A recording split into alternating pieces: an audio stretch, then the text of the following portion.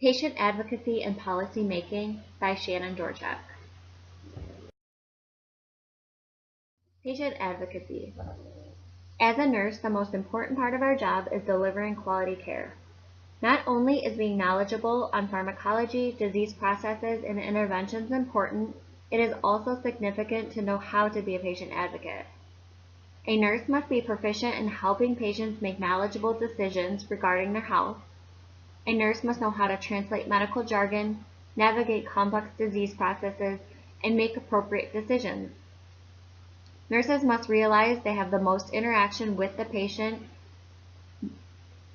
over any other healthcare provider, and they are in the perfect position to serve as an advocate.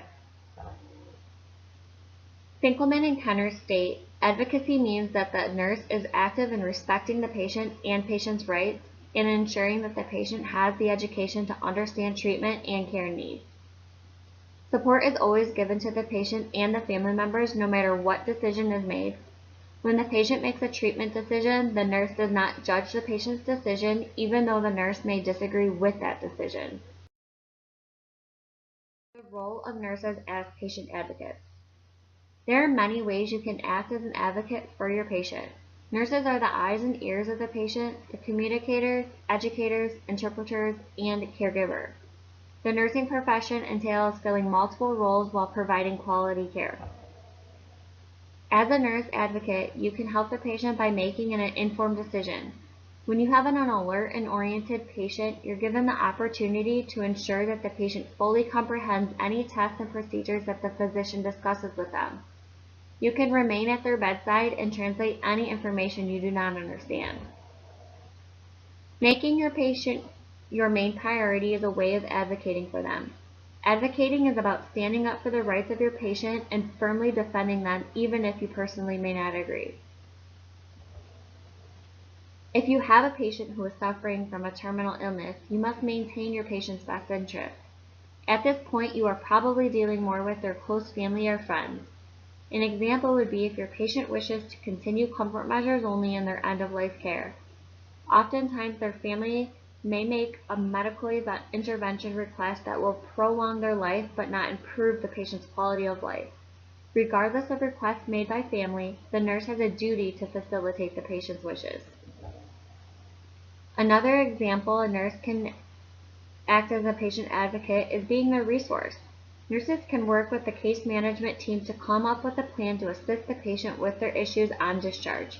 Prescription costs, rehabilitation, home care, or physical needs can cause much stress on the patient and/or the family. Policy making. Nurses' influence in healthcare policies not only protects the patient, it increases quality of care and facilitates their access to the required resource and promotes quality healthcare. The world of healthcare is rapidly changing. Nurses must move forward and develop policies that continue quality care and safety for the patient and the nursing staff. A policy is a course of action that affects many people and is inspired by a specific need to achieve a certain outcome. Policies are put into effect to maintain the health and safety for nurses and their patients. As direct caregivers, we as nurses spend more time with the patients than any other healthcare provider. Policy decision makers must hear input when deciding on a policy. Nurses know how the health system works and they can form strategies that can effectively influence policy.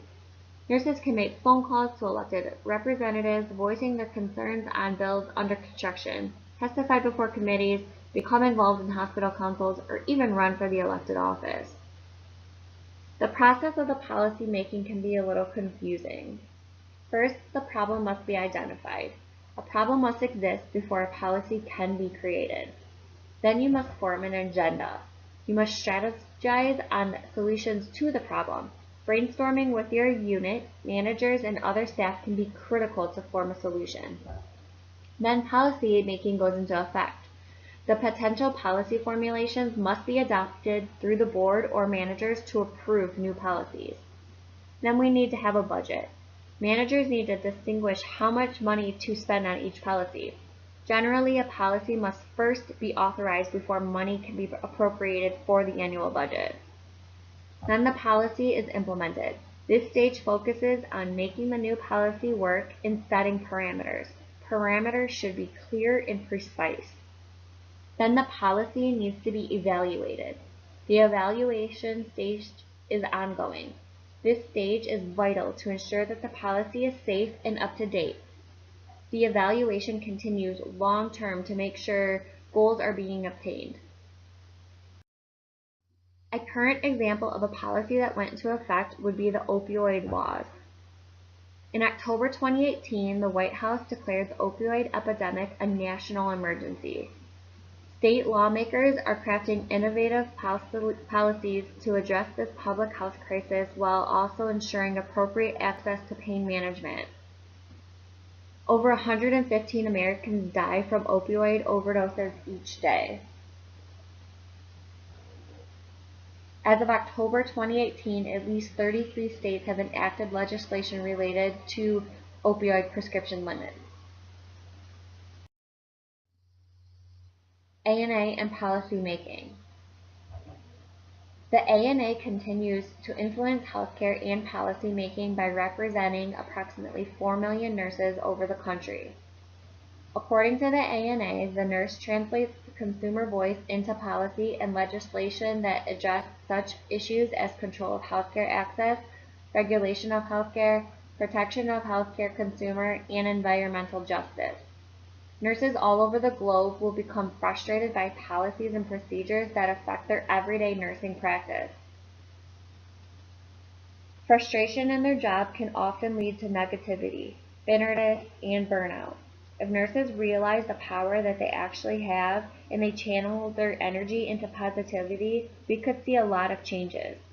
Policy needs to be thought about as something we can influence, not something that we must follow. The ANA strongly suggests that nurses should take their power and influence changes for the patient and the nurse. Nurses can influence policy at a local, state, and federal level. Nurses can also decide to be politically active just by assuming a leadership position within the healthcare system they currently work within. Something as simple as exercising the right to vote can impact healthcare policy.